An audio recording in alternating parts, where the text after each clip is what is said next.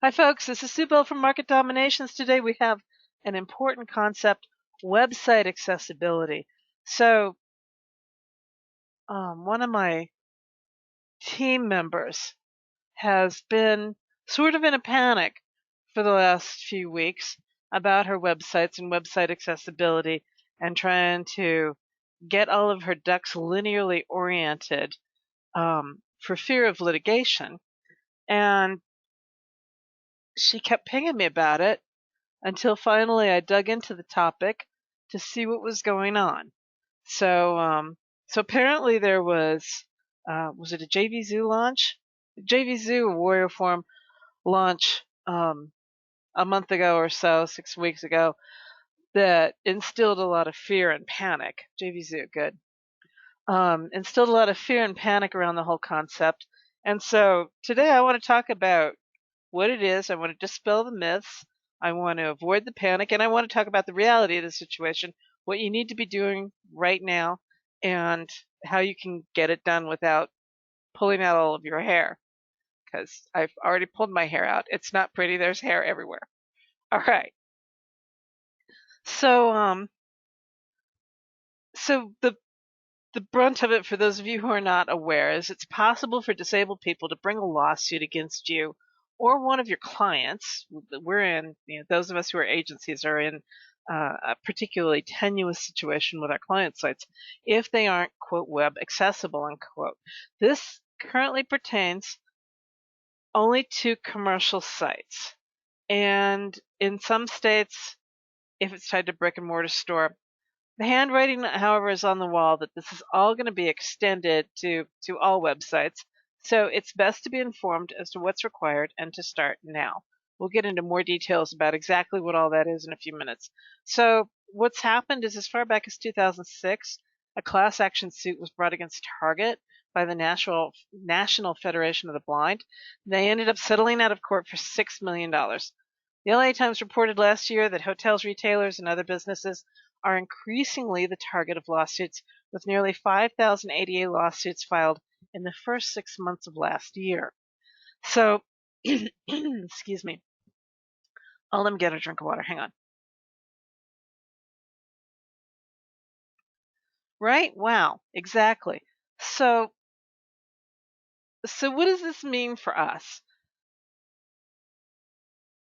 So, for example, for a website to be accessible to a disabled person, the content has to be coded so that screen reading software can read the page intelligently, convert it to audio, so that videos are included with descriptions for the deaf, and so that all interactive functions can be operated through keyboard command for people who can't use a mouse. Okay, so that sounds simple enough, right? I read that and I was like, okay, we can do this. It gets worse, but at that point, it seemed quite manageable. So the help that we've got as we go through this webinar today, we're going to talk about everything so that you understand exactly which of your websites you need to work on right now and which ones you can put off. We've got a checklist so that you've got an idea of what kinds of things need to be addressed, and then we're going to talk about testing tools. So let's start with some definitions, because there's a lot of definitions that were thrown around that confused the heck out of me. So we're going to just run through a few of the big ones. ADA and WCAG.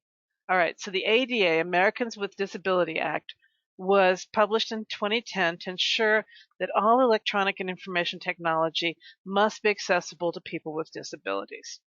The WCAG, Web Content Accessibility Guidelines, was updated to 2.1 in June of 2018.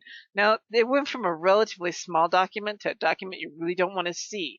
2.0 to 2.1. It was huge. It covers a wide range of recommendations, keyword there, recommendations, for making web content more accessible. So the difference, one of the difference that I see is WCAG are recommendations, they're guidelines, and the ADA is an act. So it's out there to say, a lawsuit can be filed against this. Now, I'll get into lawsuits here in a minute. Section 508 amendment, those are for federal agencies. So unless you're working with federal websites, you can forget about that.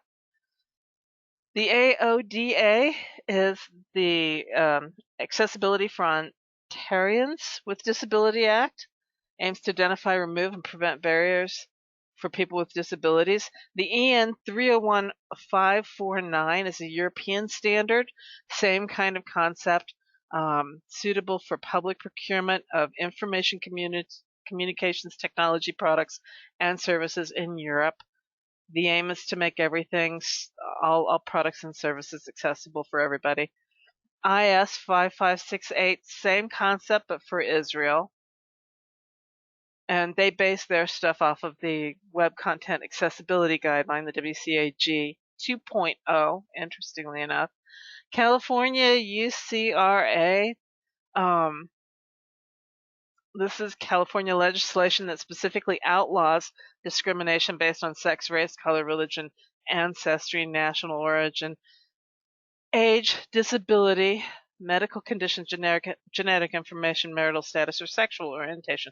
So obviously we've got in the middle there the disability part, right? So there's a particular part of the UCRA which deals with online stuff. All right, so liabilities. Over time, it's changed, right? Originally, it only applied to brick and mortar stores. It was updated about a decade ago to apply to websites operated in conjunction with a brick and mortar business. And then as of last year, the ADA applies to all commercial websites. And it was confirmed for the Ninth Circuit by the Supreme Court in Robles versus Domino. So this is real and it's here, right? If you have any kind of a commercial website, in other words, if your website has a buy button on it, then, or it leads to a buy button, then that website needs immediate attention. Liability. Website accessibility suits may be brought under both the ADA and the UCRA. And sadly, plaintiffs' attorneys are being incentivized to bring lawsuits. In other words, if you bring a lawsuit against a company with their website that's not accessible, and you go to court, and there's a few extenuating circumstances that you have to go out of your way to prove that you couldn't, for financial reasons or something similar, you couldn't update your website, then unless you win the case because of that, if you lose the case, then they can't actually fine you, but they can make you pay for the court costs, right, for the attorney's fees. So that means chances are high you're going to settle out of court. So exactly, folks looking for a quick buck. So this is why it's important, because our country is a little bit lawsuit happy. Why it's important to be aware of what's going down and what it is that you need to change, which websites you need to have covered. So this is a sample letter that we came across in our research. To whom it may concern that this law firm represents blind consumers across the United States. We've been retained to pursue claims against you under the Americans with Disability Act, California Unruh Act, and other applicable state laws. In short, your website is not fully accessible to visually impaired individuals, which subjects you to liability under blah, blah, blah, blah, blah, blah, blah, blah, blah.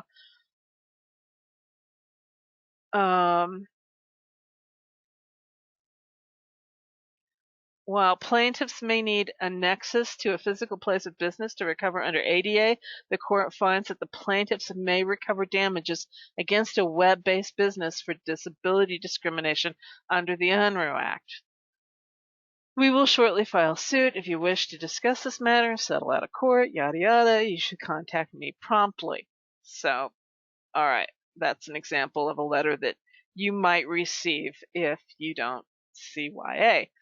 Limitations. If providing accessibility, would cause a financial hardship, the law says you don't have to provide it. However, in order to assert the readily achievable defense, you will still need a cost estimate from an accessibility auditor. Let me shoot you that link because it is a good link to have. It's actually a law firm. Where are we? We're on slide 17. It is a good link to have. Chat, paste. All right. So, checklist. All right. I found a few. I thought, okay, no brainer. We can put this together. I can help you out. So I found a short one on video accessibility. It covered 4 different concepts. Captions, not a big deal. Time synchronized text to the audio. Audio description. I hadn't heard of this one before. It's a separate audio track that's played along with the video, narrating the images and the actions on the screen. Transcripts, that's pretty straightforward, text version of the audio. And then a video player, one that supports captions, transcripts, and audio descriptions. So, and this link, let me shoot you this link. I will share.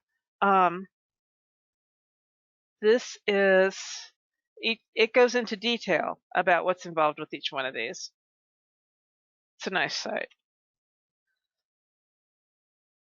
So that seemed doable. And then I found a couple more checklists. This is an example of level A items that comprise the basic guidelines for website accessibilities. Things like images have alt text, video content includes captions, links that are provided to media players are required to view content. Just a lot of basic stuff that you kind of already knew. There are no empty links or header tags. You may not have dotted all these I's and crossed all these T's. You need to upgrade to HTML4 and don't use the bold and italics tags. Replace them with strong and emphasis tags. Those kinds of things. No strobe effects or rapidly flashing colors. I think all that went out with the 90s anyway, but you know what I mean. All right, so that seems doable. And then we've got, so level A compliance is basic, right? And then we've got AA level, which is a secondary necessary for full ADA compliance. It's more inclusive. Live video or audio content includes captions. Contrast ratio between text on the page and the background is at least 4.5 to 1. Text on pages can be resized to 200% while maintaining form. A bunch of stuff like that a little bit more obscure. Keyboard focus is visible and clear. I gotta admit, some of these things frustrate me, and I'm not visually impaired. Anyway, so this still wasn't a really long list. It seemed completely doable.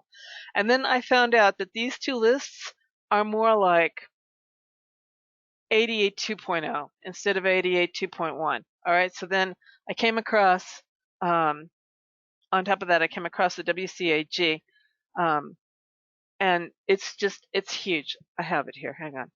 This thing is just like ridiculously huge. Now,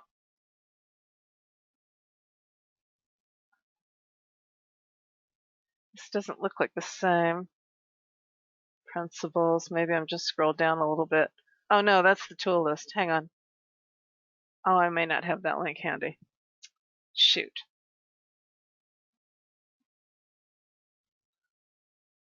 Let me see if I stuck it in slide deck. Hang on. Because it's mind-boggling. This is where I really started to, okay, I got it. Awesome. I'll drop it to you guys.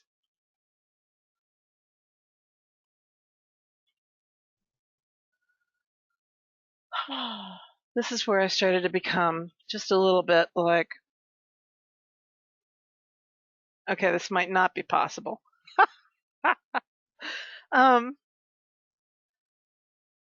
So this is just a real quick overview of each one of the items. It tells you whether it's level A, level AA, or level AAA, right? And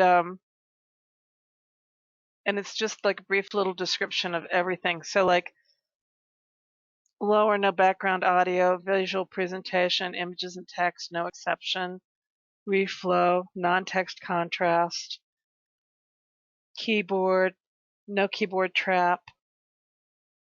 It's huge. It's just freaking huge. And so then my thoughts of trying to create some kind of a checklist that you could go down just like that sort of went out the door.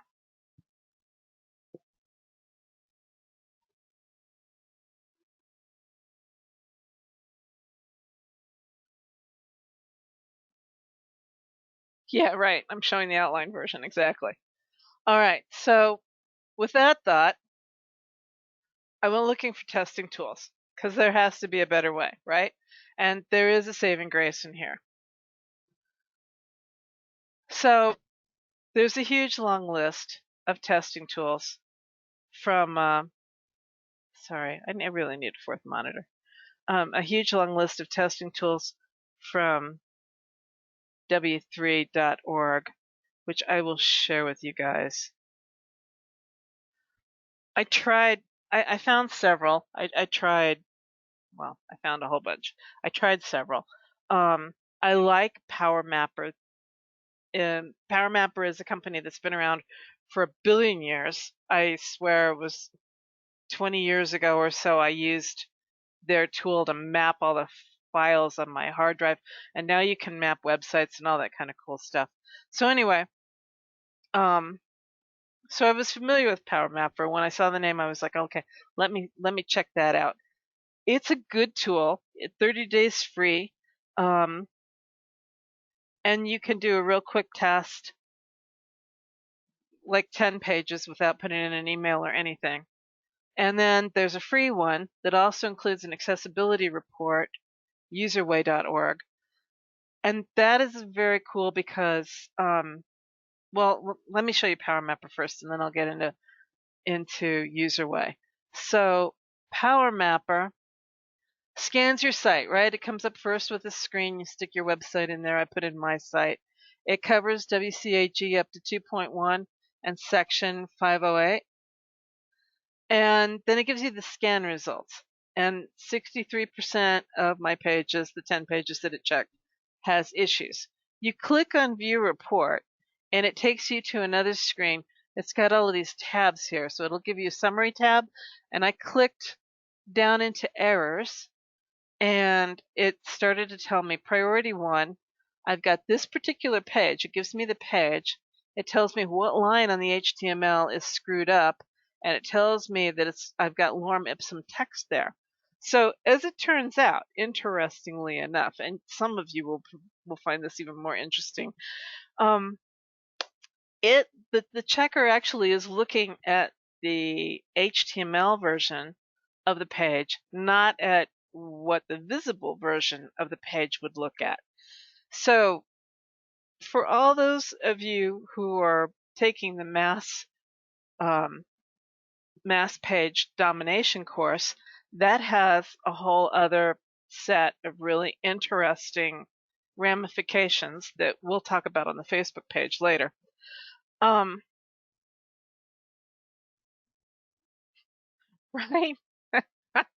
So so I really like this tool just because I could see pretty fast whether or not my site had any issues. It's something that, if you're trying to talk to your client, you could pull up a couple pages and do a really quick demonstration and show them, that there are issues and that it's going to take some money to fix these issues. And then you can walk away and run the whole thing across the entire site and know exactly how much fixing is needed. Okay, so this is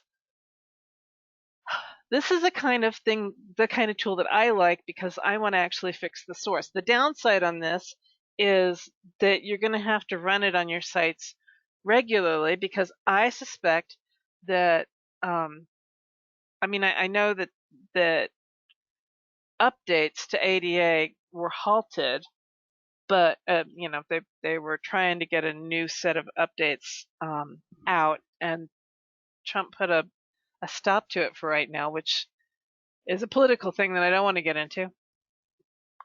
Um, but I perceive this as being a thing that will change, and it'll probably change a lot over the coming years. So it's one more thing that you have to stay on top of if you're going to fix it this way. Which brings us to the other way that you can fix it, and that is UserWay. So userway.org, let me drop the link. I'll drop the link to PowerMapper too. Hang on. PowerMapper is there, and then the link to UserWay is here. That the cool thing about UserWay is no coding is actually needed. It's a thing that you plug in to your website, and then you tell it, you give it some information, you give it whatever information it needs, and it's instantly going to fix all of your problems. So it's going to be, and it's not just a plugin, it'll also do it for HTML sites, JavaScript sites, whatever. But it's going to be an additional layer, right? So your server is going to render the page, and then it's going to go through this chunk of code and get rendered again so that you've got all of your problem areas fixed. I like this in that you can install it and you don't really have to worry about it again. It's going to keep your derriere covered for you. I don't like it in that I hate trusting code like this. It's a third-party piece of code, and what happens if the code breaks? I don't know that the code broke, right? How am I going to know that it's now not working until somebody serves me? So that's my little like, I'm OCD enough that I would rather fix it myself, or maybe do both. Go through once, fix it myself, and then use this kind of a plugin to keep it updated. Maybe something along those lines. So anyway, those were the best solutions that we found, and you guys you've made comments as we've gone along, but do you guys have any questions, or I'm just looking back through all the comments to make sure I didn't miss any questions.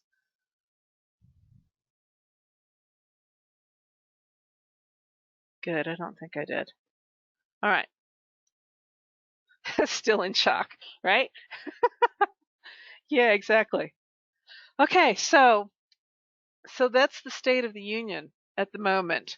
And as I said, you need to update your commercial sites right now.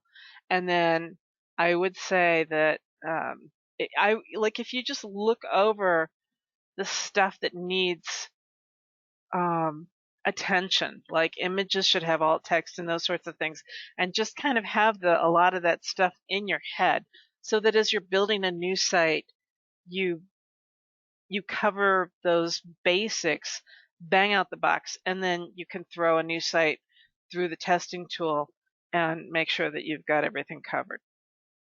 So that is how I would do it at the moment. Go back and do all of your commercial sites just as quickly as you possibly can. Good? All right. Well, I appreciate your time and attention today. Join us for conversations on the Facebook page. I'm really, really getting into Facebook in 2020. So if you're not in the group, come join us there, and we will see you guys again in another couple weeks. Thanks so much. Sue Bell from Market Domination Solutions.